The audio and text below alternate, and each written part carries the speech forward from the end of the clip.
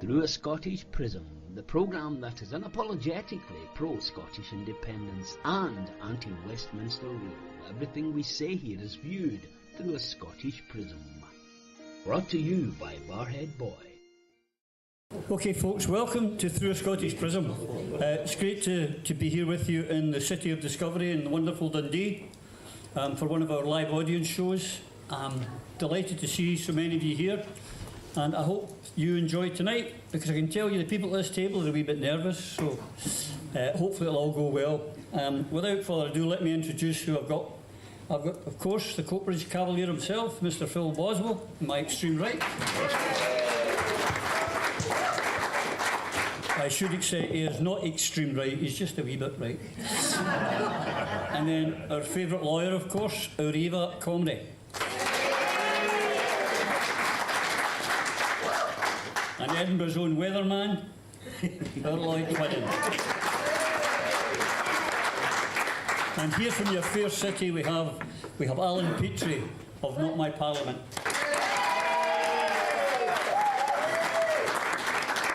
So here's the routine. If you've got questions, write them. No, wait it. Hazel will collect your question, but I've managed to get two already. And the first one is actually from Anne-Marie Duffy, and I better find my glasses quick, I'm going to be in trouble as the night goes on. Write big letters, folks. The inquiry into the Alex Salmond leak to the Daily Record has decided that there will be no further action. What does our panel think on that? Starting with you, Phil. What do you think about the police after all this time couldn't find out it was Liz Lloyd? Couldn't find out who it was. Yeah, nobody's surprised. Absolutely nobody's surprised. It's an absolute disgrace. What we've seen repeatedly is our institutions, our establishments turn their back on the people they're supposed to serve and instead serve themselves and their own political careers. And when I say that, I'm talking about most appointments in the military these days and in the police, they're all political. They're all political. I remember when I was at conference with SNP as an MP, and I spoke as an ex-police officer to Alex Salmond and the then Minister for Justice. And I said, friends of mine in the police are voting for someone that will continue to provide a police service that services the people. Not this zero tolerance. Not zero tolerance. What we want is we want our police officers to be given the discretion to make decisions in the body of the kirk, basically in where they live and where they work, so that the kids don't get a criminal record automatically. What you want to nurture trust and faith, and you want to allow the police officers, train them to understand that they have a duty to their community, not to numbers and figures and ticky boxes and passing. It's a disgrace. So this type of behaviour, sadly, from the police no longer saddens me. It saddens me, no longer surprises me. It disappoints, it never fails to disappoint. So no, we need to readjust our institutions to serve us, we the people, 100%, because we're sick of it. Absolutely enough. This is why we've got to go on the road. That's why we've got to protest. That's why we've got to stand up. Because if you don't, you're acquiescing to the subjugation and the destruction of the communities we built and the people and the principles that we stand up for. So to hell with them all, I say.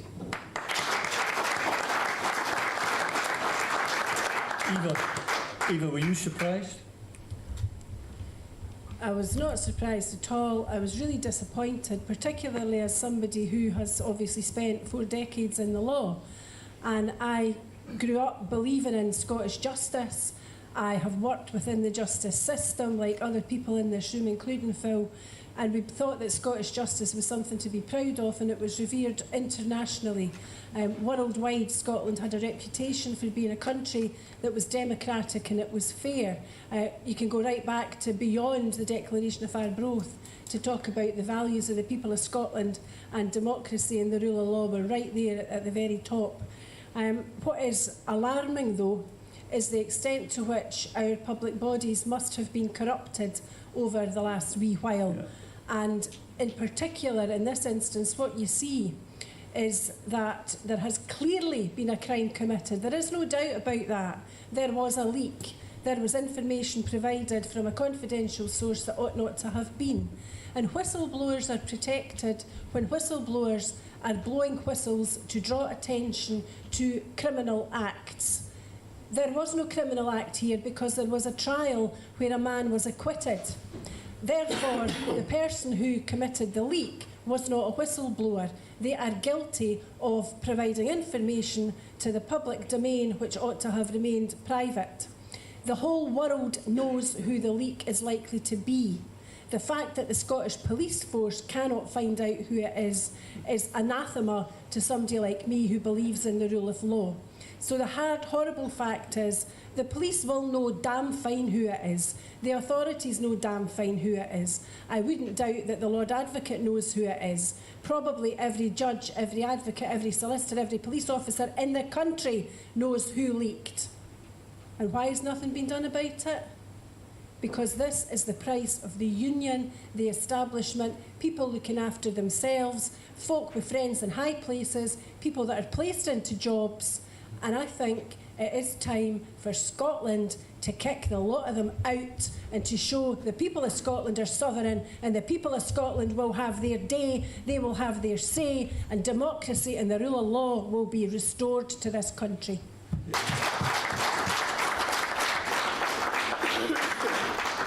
Lloyd, did it come as a shock to you? No, it came as no shock, which is probably the most tragic sentence said so far. Of course it was no shock. The Crown Office, Procurator, Fiscal Service and their servants in the police have been acting as a political police force since the day and hour that Alex Salmond stood down as leader of the Scottish National Party. That's just true. The dogs in the street in Edinburgh can tell you how this was done, and it's possibly why they've come to the conclusion that they can't find the individual, because a senior civil servant close to the previous First Minister got a senior member of the Scottish National Party's staff to speak to a junior member of the Scottish National Party's then staff and asked them to pass a message to the editor of the Dundee Courier.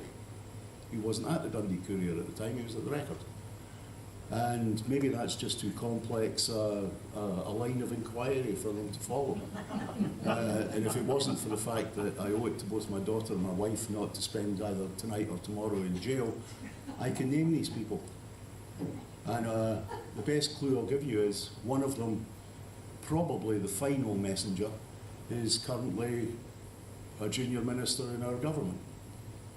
And that, to me, compounds tragedy upon tragedy, because what we have in our current government, our Scottish National Party, supposedly pro-independence government, is we have people who have been given jobs to keep their mouths shut. People who have been given jobs because they did what they were told. And what we're witnessing now, and this is just one of the many examples, is the last death throes of a corrupt regime. A regime made corrupt by the individual who was the previous First Minister, who operated a level of patronage within the party, and worse than that, has created patronage and clientelism in our government and in our governance of our country, which has led us to passing laws which frankly should never have made first draft, never mind the statute book. And the only way we're going to change that is either by a rebellion from within the SNP, which I don't believe now is possible, or by following Alan's line of not my parliament, or following Eva and Sally Hughes and the others who I'm sure will emerge over the next few months as independents for independence. Because it's clear now, the structures that all of us, many of your faces I recognise, I maybe don't know you, but I know your faces, have given a large part of our lives to a party and to a cause which has now been abandoned by that very party that we worked so hard for. So it's now the time for us, the people, the electorate, to take that power back into our own hands. And you can do that in Alloa and Grangemouth with Eva, and you can do it in Perthshire with Sally Hughes, and let's hope that many others strike their colours for independence and independence.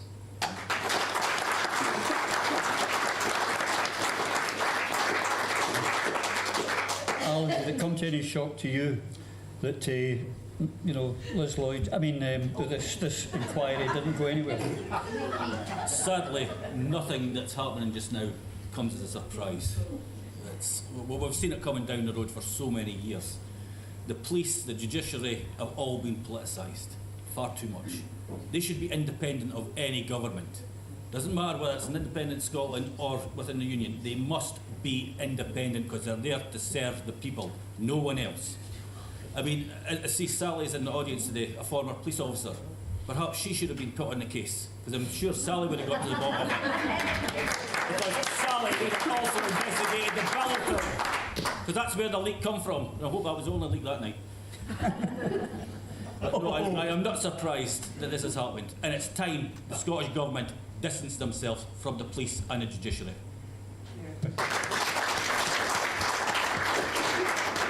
Do any of you ladies or gentlemen have a question on this topic that you would like to ask at this time? Oh, it's going to tough audience here. Tough audience. Okay, we'll move on. We'll move on to our second topic.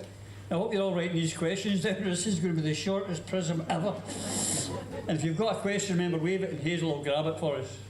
And this one is come from Alan himself, actually, who wanted to know. On April the 1st, the hate crime bill is going on to the statute books. And I'm glad I'm going to be out of the country, that's all I'm saying. What does our panel think will be the effect?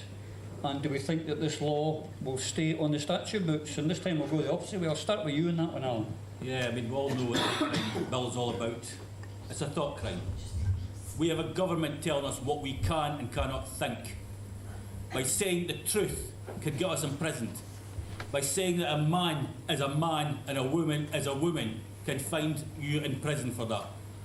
I believe that in a court of law, you're told to tell the truth, the whole truth, and nothing but the truth. But if you do that, you'll be in jail for it. I mean, it's ridiculous what this government's coming up with. I mean, we have to stand up. They did something similar to the football, where they had where if you sung different songs, you could be jailed for it. That was removed from the statute because the people would not allow it to continue.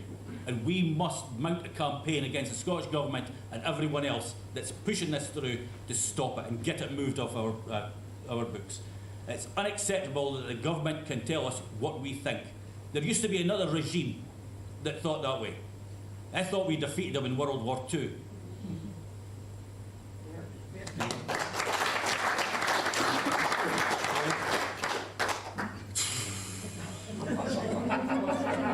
Where do you start? I mean, seriously, where do you start? We discovered that you'll be able to report crimes under the hate crime bill at third-party reporting centres. I've spoken to my wife's a lawyer. She'd never heard of these things existing before. I spoke to Eva, and she said that she's spoken to many people who are saying, well, how did this come about? When did we suddenly have places where you can go and report crimes that are not police stations and are not manned by police officers, including a mushroom farm in Berwick and a sex toy shop in Glasgow? These people are, you know, we should laugh. Indeed, we should, because the absurdity of this is making us and our people a laughing stock. But why is it happening? And it gets back to the whole problem of having people who have very little idea about governance, have very little, shall we say, imagination when it comes to addressing the definite, obvious issues that are to be seen in the streets of every one of our towns, cities and villages, but instead they want to go wandering about in areas that they see will bring them virtue points from various organisations across the world and from various structures. And my feeling about the hate crime bill is this, that it was the fallback mattress or safety net, call it what you will, for the failed GRRB. That this will allow them to carry on with this insane ideology which is on its knees. Let's be honest with ourselves about this. It's being imposed on us, but it will not last, and it cannot last because, as Alan pointed out, it is not the truth. A man is a man and a woman is a woman, irrespective of how they feel or irrespective of whether they have a gender recognition certificate or not. that still remains the reality.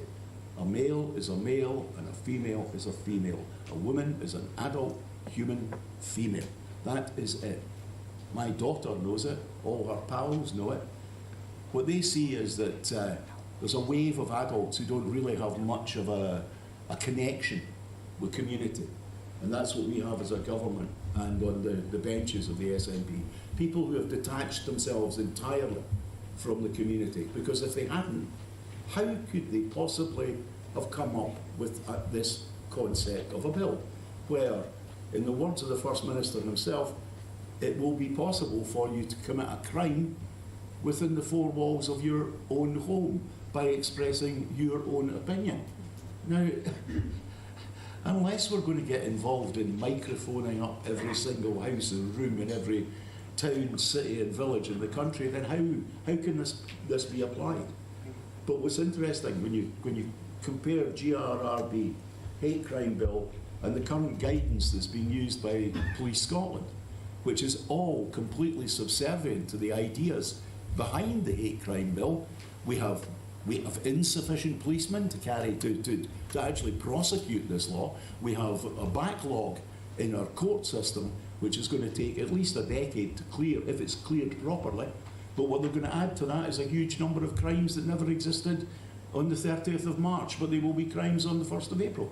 It's an absurdity, but it shows, and this is a phrase those of you who watch Prism have heard me use many times, there is an absolute paucity of intellect in the higher reaches of our government, in the higher reaches of our party, and I would suggest also in the higher reaches of our civil service. And the clean out that's required before we are in a fit state to become the independent country that we should be is mammoth. But I look forward to it. Yeah.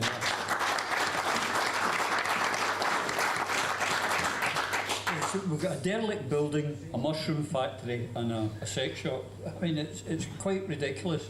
But I tell you what, because the guy on Olive, I was in making a hate crime, I wasn't in the sex shop for anything else. I mean, it's just absolutely bizarre. I'll come to you in a minute, Ash. Can I get our Eva to give her thoughts on it from the legal perspective? I think most lawyers are really worried about the implications of this because it does make thought crime illegal. And the difficulty that I think the general public perceive is that it will be possible for someone to go to one of these third-party reporting centres and report somebody they just don't like, accuse them of a hate crime and create a record for somebody who might be entirely innocent, but that record is likely to stick because the police have said that they will keep on record incidents which do not comprise crime but still have what they consider to be an element of hate. And where that worries me is that it ought not to be the case that in a democracy such as this, your name's on file and you've got a record for not committing a crime. Because if it were a crime, you'd be prosecuted. If you're not prosecuted, it's because it's not reached the level of criminality required. You're innocent. But instead of maintaining the presumption of innocence, what we're going to have instead is a register of events, if you like, which I would worry if there were a number of such complaints made, for example, about somebody like me who's known not to be gender critical but simply to know the difference in the sexes and that there are only two, that by saying that I might end up being accused by those who have a different opinion of having committed a crime. And if there's enough of them, say a dozen folk make that complaint about me, does it mean that the more complaints there are, the more likely you are to become prosecuted because they might use the Murov doctrine again? These are all valid matters for people to be concerned about, but they do indicate, as Lloyd has said far more eloquently and more politely than I would, that there is something rotten and something very sick and very thick at the heart of the establishment in Scotland to even consider that legislation like this should have been passed in the first place. We are governed by fools. Some of those fools are criminals themselves, and some of those fools ought to make their own way to the door before others of us show them the door.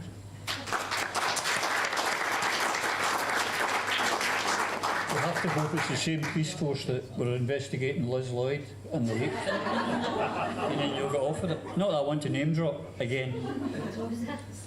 Yeah, Phil. yeah, on that one, of the police force, the reason it's taken so long to be put into place is how do you police thought crime? What are the procedures? What are the rights? What are the obligations, duties? And this is thought crime, and this is virtue signalling. And Wing's article on the hate monster, you've got to check it out. And some of the other stuff that Wing's, again, has hit the hammer on the head here. This is children's politics. Virtue signalling to the nth degree. They've got nowhere else to go. They're out virtue signalling each other because they don't have any real issues. They don't understand how to deal with reality. And this legislation prevents individuals from being offended. Well, excuse me, does not the right for freedom of speech give us the right to offend? How can we discuss difficult issues, contentious issues that affect us all, our liberties, our rights, our freedoms, without offending those who would keep us on our knees? And the thing that gets me most angry is we cannot discuss these issues without offending others. Freedom of speech is the most important freedom we have, because it is the right with which we protect all our other rights. And we cannot let it slip. There's already legislation. You cannot slander, and you cannot incite violence. There are already limitations on freedom of speech, but that's enough. Our civilization, the Western civilization, has risen in spite of all of its problems. Most people want to come here because you have that freedom of speech. Your door doesn't get kicked in and you don't get executed. I was discussing it with a Saudi lawyer friend of mine when I was in Qatar, and his argument was no head, no further action required. You know, it's horrendous what the world is going through. We must not allow ourselves to lose this critical freedom that defines civilization, and we must fight very, very hard to ensure that these clowns do not drag us down into this trap.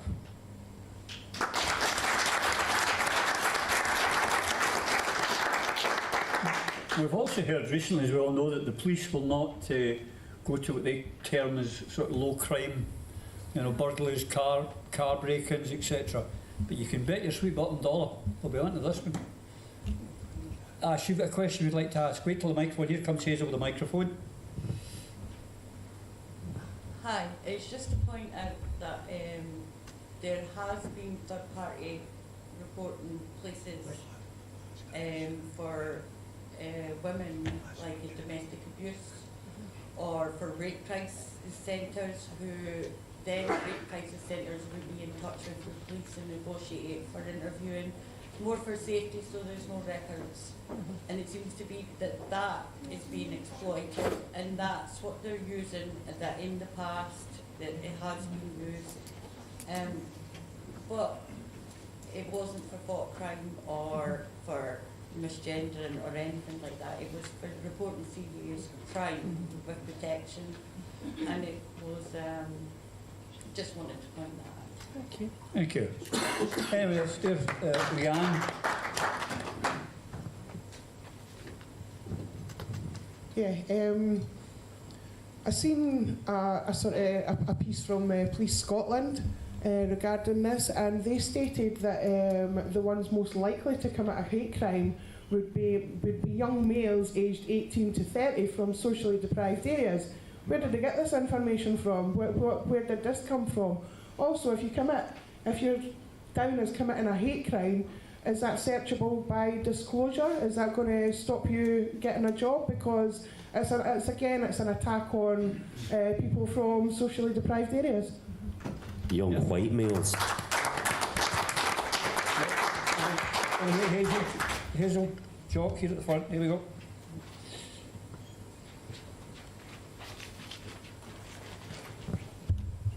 I was just wondering the cost to anybody to try and defend that. It cost thousands and thousands of pounds if you said you were not guilty, to try and prove your innocence. So you get a lot of people just saying, I was guilty. And also, I was just wondering how long it would be before they brought in juryless trials to deal with this. And it's just that everything seems to be a wedge and a slippery slope. So it's double better. Thanks for that. That's over to you for that, Eva. How much would it cost on one of these trials, you think, and do you think it will eventually go on to juryless trials? The difficulty in relation to costs is impossible to predict. What I would say is it's known that there is now, throughout the whole of the country, a lack of criminal defence lawyers working in private practice, because the Scottish Government has a deliberate policy of increasing the numbers of prosecutors, so that your wage, your terms and conditions, your pensions, your holidays, everything is far better if you're employed by the state than if you're in private practice. So the difficulty won't just be how much will it cost to defend yourself. The real problem will be, will you be able to find a defence lawyer anywhere, because the numbers are diminishing. When I started work 40 years ago, it was young lawyers that went to court, and by the time you got into your mid-30s, you usually took a back seat and stayed in the office doing chamber work. It's the other way about now. You go to court and there are very few people appearing in court in their 20s and 30s. They're all 40s, 50s, 60s, retiring, and there's nobody coming up behind them. They don't want to work in criminal defence, not because it's not a good job, but because they can't afford to do it, because the wages are not worth their while any longer. They're much better paid in any of the other state jobs, whether it's the Crown Office, Procurator Fiscal Service, the Reporter's Office, all different areas of Scottish Government. There is then a question of whether, if you do find a lawyer, do you qualify for legal aid? And I think there will be issues about that. I'm not convinced that legal aid will be available, particularly if what you're trying to fight is maybe a set of circumstances where you've not committed a crime, but you've been recorded as having been complained about. Because the issue in the Act is that it's not the commission, or it's not the committer of the offence who decides whether or not it's malicious, it's the victim.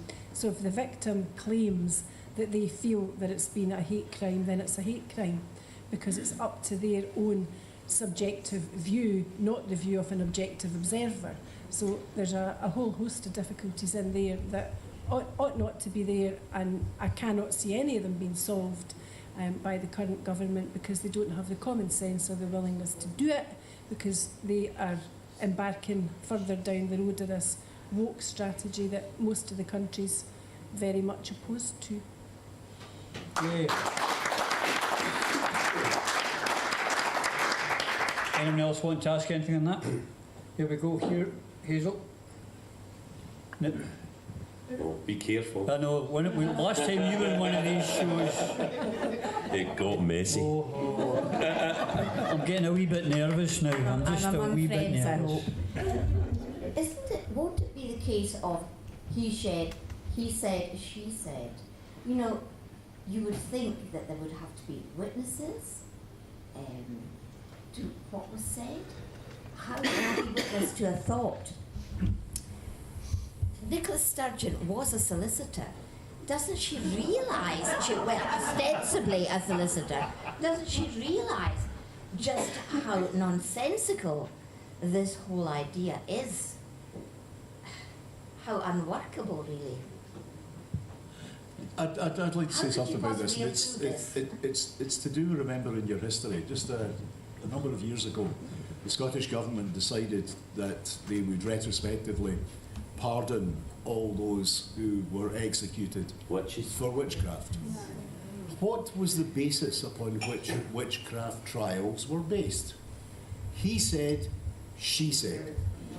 That was the entire basis of the European witch hunt that killed hundreds upon thousands of people, on the basis of prejudice, individual prejudice on particular groups of people, primarily in this country, women, but many other people suffered too. Are we going backwards in time here? This is what it would appear to be, and how no one can draw the direct parallel between why those convictions, those hundreds of years ago, are unsafe now, and then can decide to apply a set of legal principles which are identical, in actual fact, to the manner in which criminality and prosecutions were prosecuted during the witch trials. It is an absurdity, but we've got children running our government. They may be 40, they may be 45 or 50 years old, but not one of them gives the impression that they've actually gone through puberty. I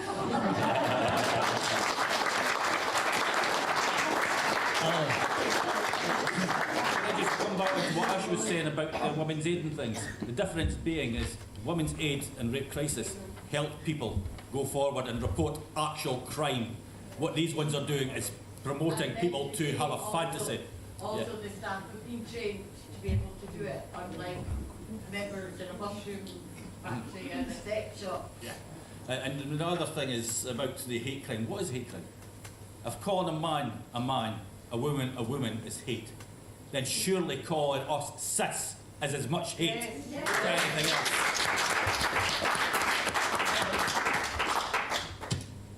Here we go. Sally's got a quick. Oh, sorry. See, on you go. Sally next.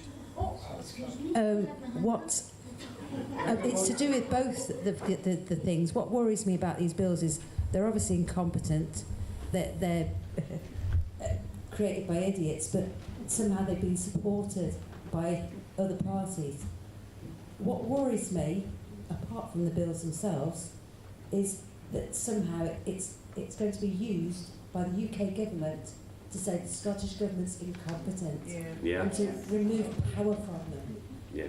And so I don't know where that leaves us. Yeah, I think for all of us who are independentistas, it kind of was ironic that it took the British government to step in to stop them in the GRRB. Just quite frightening. Sally has got a question as well.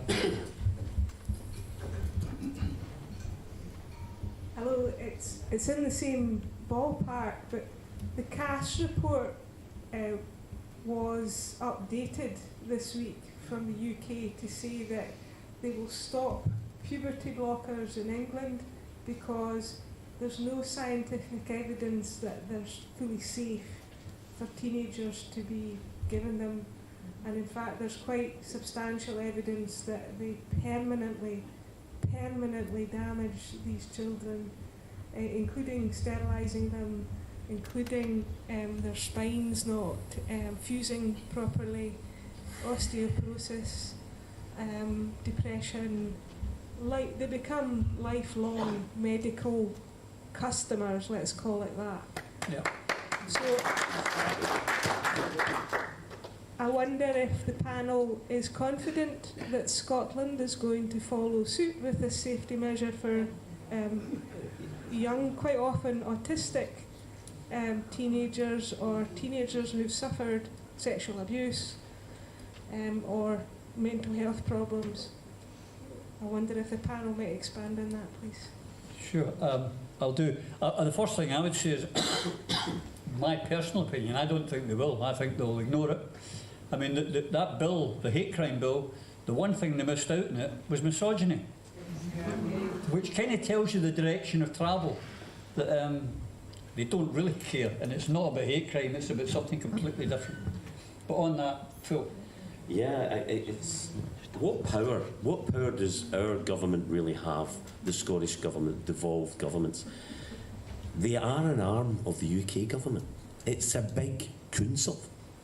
That's really what it is. And when you look at it, if that is what you're settling for, and let's be honest, we've talked often about this, you know, we shouldn't be settling down, we should be settling up 100%. How many times have we said that? And great people have said that before us.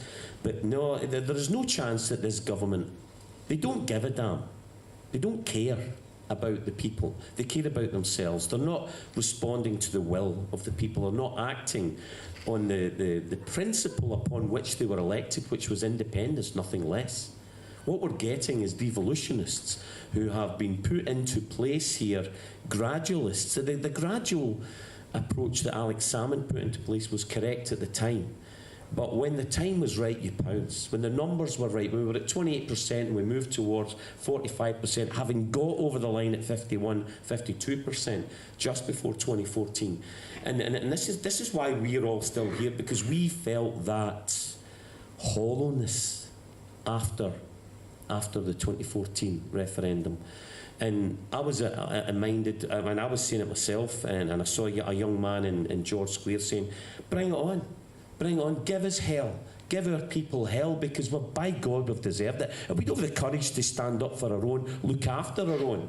We deserve all the shit that's coming down the turnpike, and by God it's come down the turnpike. And there's more to come. And the deprivation and what we're seeing and what the Schemes Initiative is doing and what we're all about is to try to fight for our people, look after our own, and that's everybody that lives and works in Scotland. You know, my mum was born in London. I'm half Irish. I've got an Irish passport. I don't give a shit where you come from, what colour you are, what creed, what religion. You come here with a good heart and a willingness to be a communal spirit, someone who gives a damn about their neighbours like it used to be. That's the kind of Scotland I want. And look after our resources and look after the people and be a beacon for those around us to follow suit and make it a better civilised society. That's what we all aspire to. It's why we keep going. So no, these people who are in it for themselves, they don't feel the same. They're looking at, and having been there, watched them in action and watched these people wander in, come after the 2014, join in. What are we doing this week? Oh, devolution? Aye, sure, I'll vote for that. Devolution? Really? Independence, nothing less. We know the answer and we'll fight for it.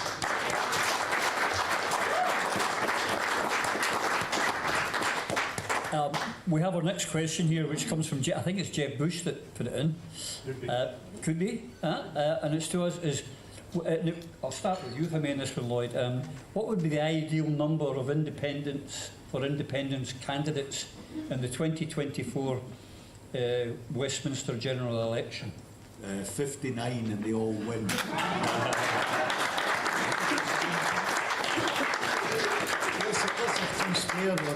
Okay, there you go. Bobby, what do you... Seriously, it's a very, very important question. I think it's important that we don't put pressure on the candidates who've already come forward, and we don't put pressure on people to stand who are not entirely aware of what it means to stand in an election as an independent. It's a whole different ball game from standing with a party behind you, even if it's a small party. It's tough. But I'd love to see, if it was possible, at least one in all the cities. At least that. But I think it again, it's independence for independence. So when you start directing people, saying, no, we should do this, we should do that, from the outside, then you're actually pulling away from the principle. The principle is you're an independent who stands for independence. I hope lots of people make that choice and decide to do it. But I would also say to people, don't do it unless you've properly analysed, examined actually what's required, because the feeling, if you lose, and we have to be honest with ourselves, the likelihood is if we had a large number of candidates, then a lot of them are going to feel very sore the next morning. So we have to get into our heads that when you're doing this, every vote's a victory. Every vote, not every win, every vote is a victory.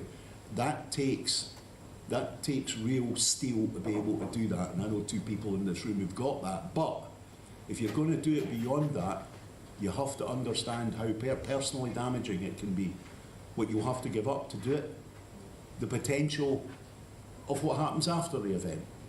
But as I said at the beginning, yes, it would be magnificent, every single constituency, and we win them all, but that ain't going to happen. We all know that. That's pipe dream stuff. We also have to think in terms of the resources we have as a movement and how we use those resources to support those candidates that are standing. If it gets too thin, people will be spread too thin, and maybe we won't achieve what it's possible to achieve. So my belief is this: we choose and we work in the places that affect the country. That it will be the most important part of it. But I'm not trying to put anybody off, I'm just trying to say to you, look, think twice or thrice before you do it. But those that choose to do it, more power to your elbow, and I'll be behind you all the way. Here, here.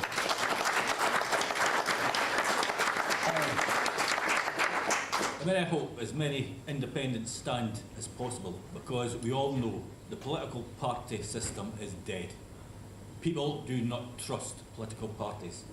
And political parties are standing, not for independence, not to improve our lives, but for short money, so as they could employ their pals and their friends. That's all it's about. It's getting themselves a wage. But what I would suggest is anybody who doesn't have an independent standing is to really consider the Not My Parliament campaign. Because the Not My Parliament campaign, we've decided to do that in Dundee. And we decided Dundee because Dundee is a radical tune. Dundee sacked Winston Churchill. Dundee made their Lord Provost dance around the Liberty Tree shouting equality and liberty. Dundee had a Timex dispute against a multinational company, and we brought that company to its knees because we went international. We went to America, we went to France, and the best one was when we went to Norway. Because when our delegates were on their way back, we got a fax from Norway who said, Fred Olsen, who was the man who owned Timex, the man with no scruples, the man with no principles, and now the man with no effing windows. It ran an international campaign with the boycott, and we brought them to their knees. But I would put a bit of caution on any independents that are thinking of standing. If you're thinking of standing on abstentionism, make sure you are financially well off. Because if you stand for Parliament and you win, and you do not take up your seat, your benefits, any means-tested benefit will be cut off. Because in the eyes of the law, you have a wage there that you could pick up. So be very careful thinking about this, and think of yourself as well as the country.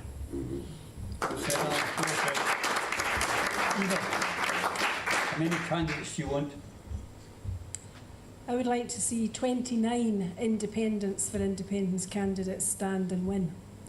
Because I'm not standing because I want to be an MP. I'm standing because I don't want to be an MP. Because I don't want anybody from Scotland to have to go to Westminster with a begging bowl. Because I've spent almost my whole life dreaming about independence, and I know Lloyd just spoke about a pipe dream. I like pipe dreams very much. And my own view is that right around the country just now there are a lot of people that are considering doing what Sally and I are trying to do. And it has come about for a lot of different reasons, but primarily because people are sick, fed up with politicians and party politics. And that has a very special connotation in Scotland when we remember the spirit of 2014. But I would also suggest that we remember the spirit of 1314. Because it may seem like a long time ago, but the reality is it was the small folk that won in 1314, and by God, the small folk are going to win this time as well.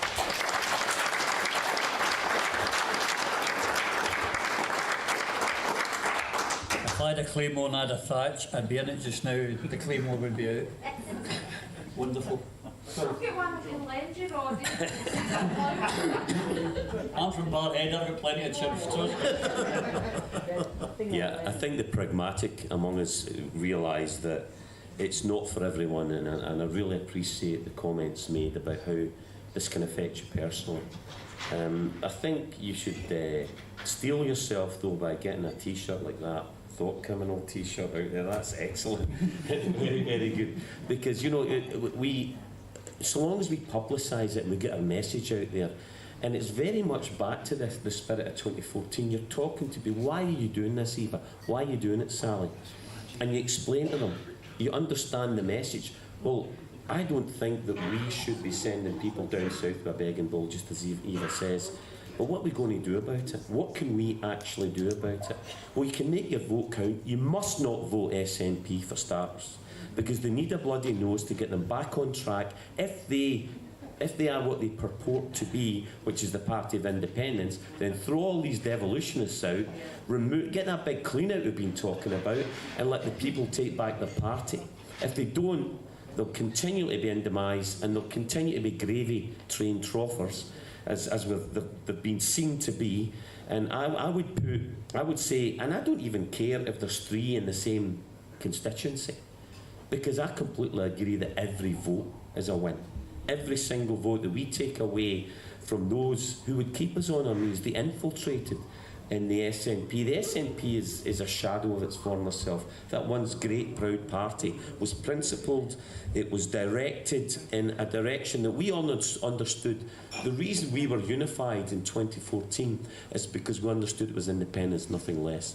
And it was the broad church. We brought in everybody. I even had an event in Aberdeenshire with Michael Fry, You know, it's like, but why not? Because if you're voting for independence, you'll do for me. You know, and that's what we need to understand. It's that unification that is so important. And we keep that in mind, and that message is out there, and we explain it to folk. I'm doing this because we, the people, need to win. And this is one way of getting that message over, and little by little, step by step, as we gather and we understand that where that force is pushing us towards, tell these politicians where we're going. Don't ask them.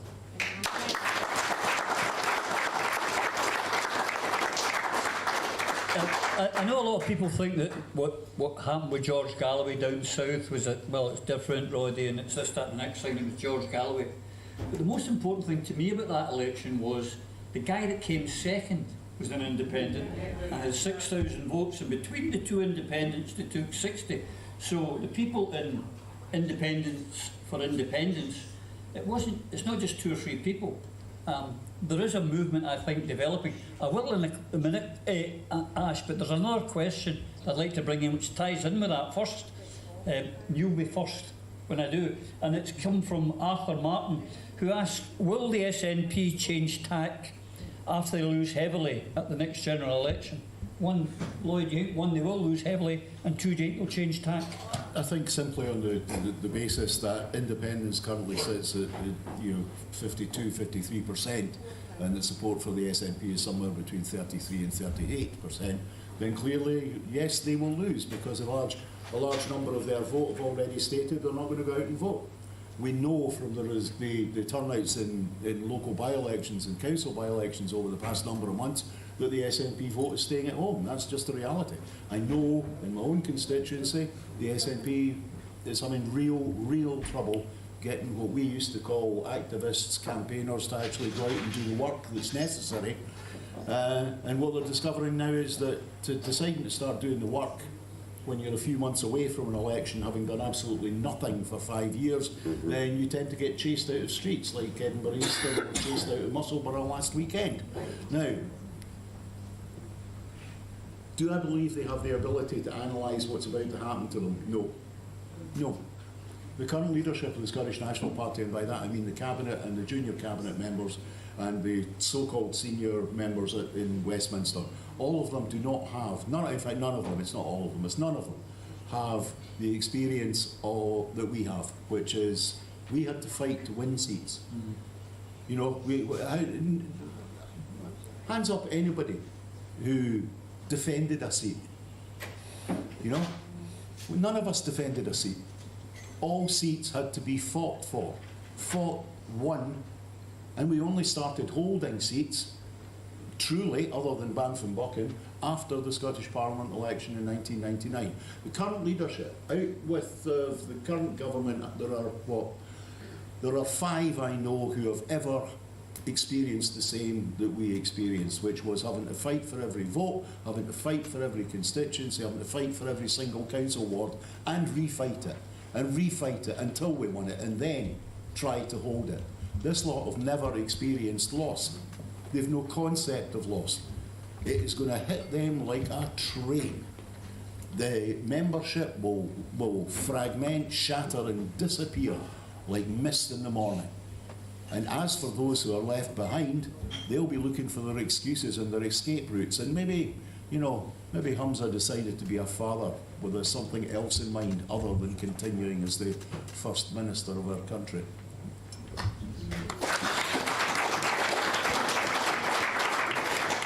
Controversial. Alan, would you like to answer on that? Do you think the SNP will take a beating, and will they learn? They'll definitely take a beating, but they won't learn. I mean, the SNP are a puppet parliament. They're not a parliament for independence anymore.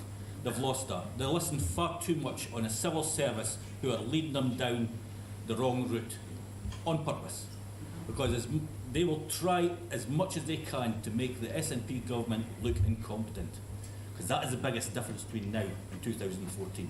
Alex Salmond run a competent government. The people of Scotland were getting better.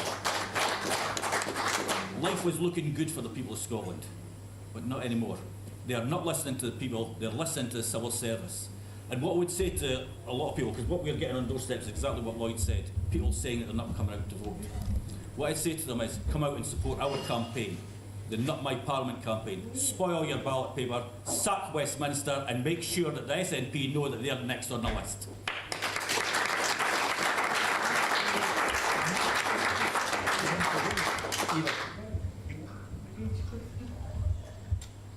It's kind of difficult to know where to begin when you bear in mind that my MP is John Nicholson. And nothing would give me greater pleasure than to beat him, and I intend so to do. But if you look back on his record and the record of several of his colleagues, you really have to ask yourself what they're on. I still have nightmares thinking about my MSP, Keith Brown, who argued that a rapist was a woman, who may very well have been behind the decision to send that rapist to Cornton Vale. I demonstrated at Cornton Vale with women the year before because Katie Dolitovsky, a man, was on remand in Cornton Vale. Every MP and MSP knew that, but they did nothing about it. It was Women Won't Wished and related organisations who publicised that. One of the women at that demonstration had made a cardboard cutout of Katie Dolitovsky, a man who's 6 feet 4 inches tall, who was housed in Cornton Vale beside vulnerable women. That is the country to which Scotland has been reduced by the ineptitude and actually the malicious actions of the SNP, because there is nothing more malicious than putting vulnerable female prisoners locked up beside men. And that is unacceptable. Equally unacceptable is the performance that we had from several members of the SNP in relation to single-sex services and spaces, and the utter debacle of the legislation and the court actions around defining what a woman is. And so it is impossible for me to remove the sex, not gender debate from the independence debate, because it was these nutters in the SNP and in the Greens that divided our movement with our gender ideology. And the movement needs to be repaired around that. No more sticking plasters and stupid lies from incompetents. We need to call it what it is. We have been governed by fools who have been duped by probably Big Pharma, the establishment, and God knows what else. So the SNP don't deserve to lose. They deserve to be dissolved and no longer exist for the damage and the harms that they have caused. That said, there remain within the party some, particularly Joanna Cherry and Douglas Chapman and a few others, who are good-hearted, kind and principled people. They will always be welcome at my table because I do believe in Scotland United. But what Scotland United cannot be is a place where any old politician who says he or she favours independence gets to come. They need to have a track record of success. So I do not expect the current leadership of the SNP to learn a lesson from a bloody nose, but I fully anticipate that the remaining members will. However, that's not our problem this year, that's the SNP's problem. Scotland's problem is that we need to be electing people who will fight Scotland's cause and fight Scotland's corner. That's why I'm an independent for independence, and so is Sally, because this should be the independence election, where the point of the exercise is to elect a majority of independent supporting MPs and also take the majority popular vote, because those two aspects together with each other give us international recognition and legitimacy on the world stage. We don't have to wait till 2024 for that. Scotland could be doing that campaign now, from today until the general election, and ram it down their throats. It's independence that we need to rebuild our country, because by 2026 it might be too bloody late.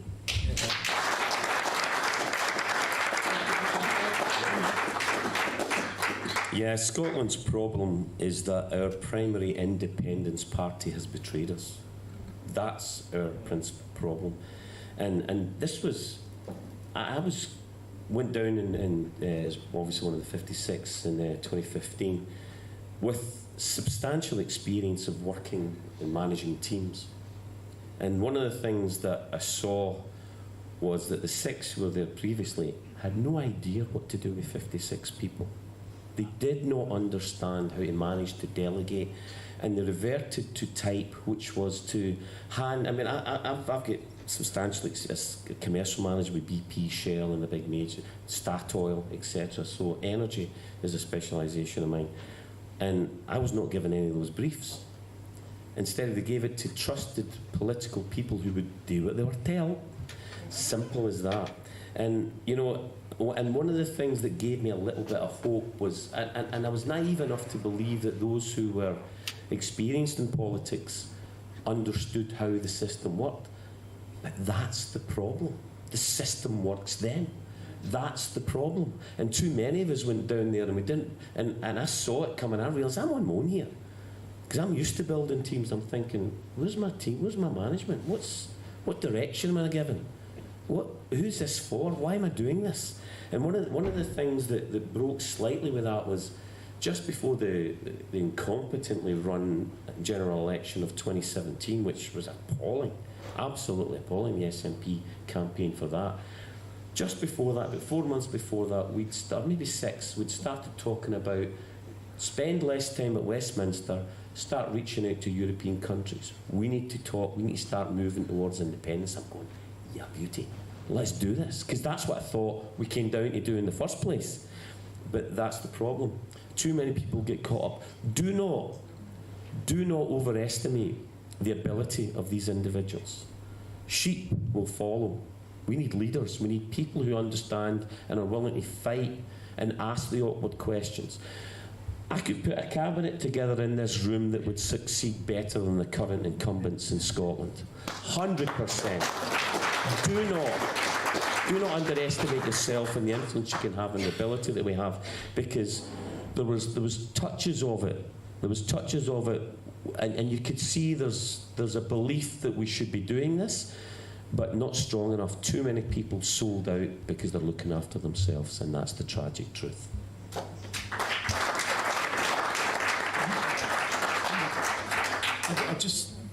Phil's absolutely right, but I think the central kind of issue and problem here is this happened before. For those of us of a certain age, we had 11 members of Parliament in Westminster between 1974 and 1979, and every single one of them went native. Every single one of them. It caused dire problems within the party. It took us probably a decade to recover from it. Can somebody explain to me why none of the leadership of the Scottish National Party in 2015 were aware of that and took the action required to counter that and make sure that we didn't end up in the situation we're in now? The essential problem with the Scottish National Party at the moment, and to some degree the movement as well, we've lost our historic memory. What we do has been done by others before us, going back a very long time. But just in the present crisis, just look back to what happened between 1974 and 1979 and subsequently. And it was the machinery of Westminster that destroyed decent people who went to be members of Parliament in Westminster. The same thing has happened again. And it will happen again if we don't guard against it and we remember the past and allow it to inform the future. Could I just ask you this, because you know, those of you who watch us every week, and I usually say the clock is beating us, and well, it might have, unless you would like us to take a wee break and stay a bit longer and answer more of your questions, if you would like that. So, can I say it's now bang on 8 o'clock? If we stop for what, 10 minutes? 10 minutes, would that be good? You could recharge your glasses, powder your noses, whatever, and we'll come back at 8:10. Is everyone up for that? Yeah. All the merchandise, anyone wants any merchandise, so wants to throw a donation in there, feel welcome. Thank you. Through a Scottish Prism, the programme that is unapologetically pro-Scottish independence and anti-Westminster rule. Everything we say here is viewed through a Scottish prism. Brought to you by Barhead Boy.